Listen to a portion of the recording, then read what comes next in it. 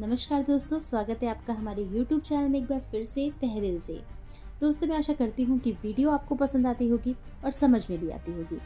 दोस्तों, अगर आपको वीडियो पसंद आती है, समझ में आती है तो प्लीज़ लाइक, शेयर, सब्सक्राइब ज़रूर से कीजिएगा। और साथ ही अगर आप हमारे चैनल पर एकदम नए हैं तो बेल आइकन को और लाइक, शेयर, सब्सक्राइब जल्दी से कीजिएगा।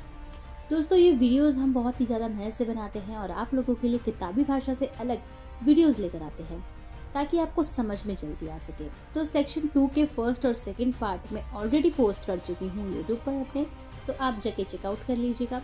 और सेक्शन 2 का ये आज थर्ड पार्ट है, तो इसमें 7 पॉइंट हैं और फर्स्ट और सेकंड में 10-10 पॉइंट थे जो मैं अच्छे से डिस्क्राइब ऑलरेडी कर चुकी हूँ। तो आप जानते ही होंगे कि इंडियन जस्टिस कोड के सेक्शन 2 में इस संहिता में आने वाले शब्दों को परिभाषित किया गया है। 20 शब्द मैं ऑलरेडी समझा चुकी हूँ, उसका परिभाषित कर करके मैंने आपको समझा दिया है आसान भाषा में, शब्दों में, तो आप उन्हें चेकआउट कर लीजिएगा। इसीलिए तो क्लॉज 21 जो कि है चल संपत्ति, मूवेबल प्रॉपर्टी, ऐसी संपत्ति जिन्हें एक स्थान से दूसरे स्थान पर ले जाया जा सके, उन्हें चल संपत्ति कहा जाता है। जैसे कि पहाड़ से तोड़े गए पत्थर, पेड़ से काटी गई लकड़ियां आदि। क्लॉज नंबर 22 वचन नंबर। इस संहिता में एक वचन के लिए प्रयुक्त हुए शब्दों का अर्थ बहुवचन भी माना जाएगा तथा बहुवचन के लिए प्रयुक्त हुए एक वचन भी माना जाएगा। क्लॉज नंबर 23 शपथ ऑथ।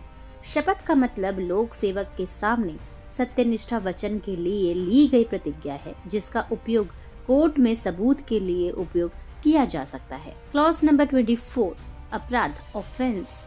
इस संहिता में दंडित किए गए सभी कार्य व बातें अपराध है तथा लोकल एंड स्पेशल लॉ में भी दंडित किए गए सभी कार्य व बातें अपराध माने जाएंगी। क्लॉज नंबर 25 कार्य का लोप ओमिशन।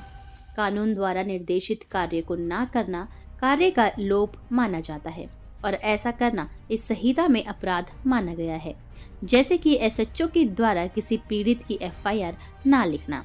क्लॉज नंबर 26 व्यक्ति पर्सन। इस संहिता में व्यक्ति का मतलब व्यक्ति के साथ साथ कंपनी, एसोसिएशन और लोगों का समूह आदि आते हैं। क्लॉज नंबर 27 लोग के अंतर्गत सभी वर्ग व समुदाय के लोग आते हैं।